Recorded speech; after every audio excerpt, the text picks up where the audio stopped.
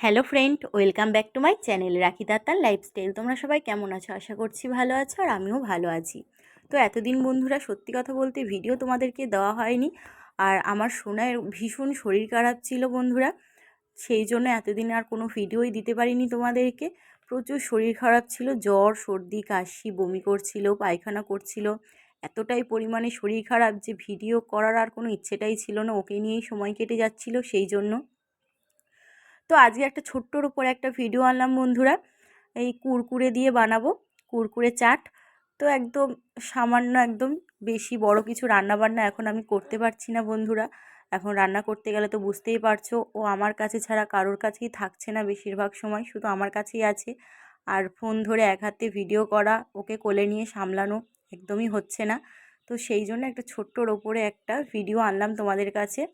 আর sorry, এতদিন পর video দিচ্ছি, কিছু মনে করো না প্লিজ। তোমরা অবশ্যই আমার পাশে থেকো বন্ধুরা। তো চলো, আমি চাট মশলা বানানোর জন্য মশলা, টমেটো কুচি, লঙ্কা কুচি, শসা কুচি সেদ্ধ করে নিয়েছি। এখানে নিয়েছি চানাচুর। তো এখানে প্রথমে আমি কুরকুরেগুলোকে নিয়ে নিলাম গামলিতে। গোটা গোটাও থাকতে পারো, প্লাস আমি বড়গুলো দেখো দুভাগে ভেঙে দিচ্ছি।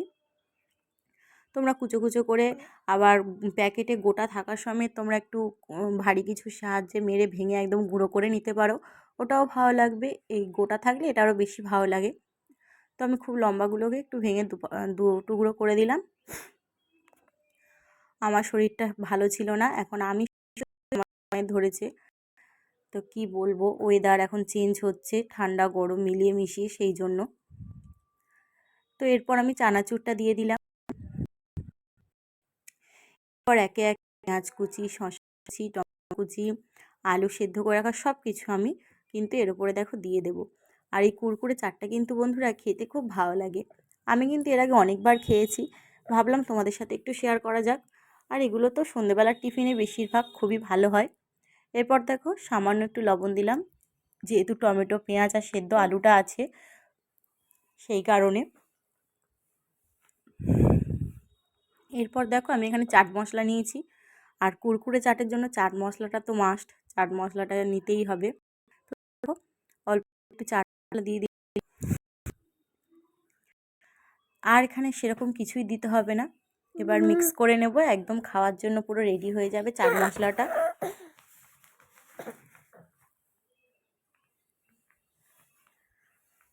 আজকে ভিডিওটা একদমই ছোট্টর ওপরে আনলাম বন্ধুরা, তোমাদের কেমন লাগলো অবশ্যই কমেন্টে জানিও। আর প্লিজ আমার চ্যানেলটাকে তোমরা সাবস্ক্রাইব করে আমার পাশে থেকো বন্ধুরা, অবশ্যই আমার চ্যানেলটাকে সাবস্ক্রাইব করো, ভালো লাগলে একটা লাইক করে দিও।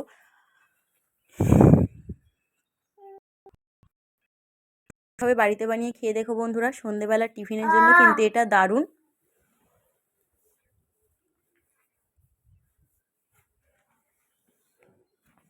আর বেশ খেতে কিন্তু খুব টেস্টি, আমার তো ভীষণই ভালো লাগে।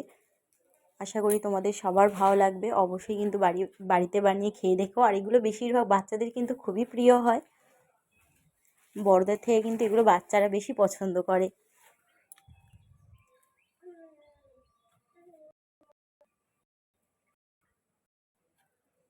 দেখতে যেমন সুন্দর লাগছে, খেতেও কিন্তু তেমনই সুন্দর লাগবে বন্ধুরা। আমার খুবই খারাপ লাগছে যে আমি এতদিন তোমাদের কাছে ভিডিও ছাড়তে পারিনি। মাঝে মাঝে একটু শর্ট ভিডিও দিই, কিন্তু রান্নার ভিডিও একদমই দিতে পারি না। তো চলো বন্ধুরা, আজকে ভিডিওটা এই পর্যন্ত। ভালো লাগলে অবশ্যই একটা লাইক, কমেন্ট, শেয়ার করো। প্লিজ আমার পাশে থেকো, তোমরা আমাকে অনেক অনেক করে সাপোর্ট করো বন্ধুরা। প্লিজ আমার চ্যানেলটাকে সাবস্ক্রাইব করো। আর তোমরাও কিন্তু সবাই ভালো থেকো, সুস্থ থেকো। তার কারণ বন্ধুরা, এখন এই ওয়েদার চেঞ্জের জন্য প্রত্যেকটা বাড়িতেই কিন্তু এরকম হচ্ছে। বিশেষ করে বড়দের হলে তবু তারা বলতে পারবে, কিন্তু বাচ্চারা একদমই বলতে পারে না, সেই জন্য। তো চলো বন্ধুরা, টাটা, তোমরা কিন্তু সুস্থ থেকো, ভালো থেকো।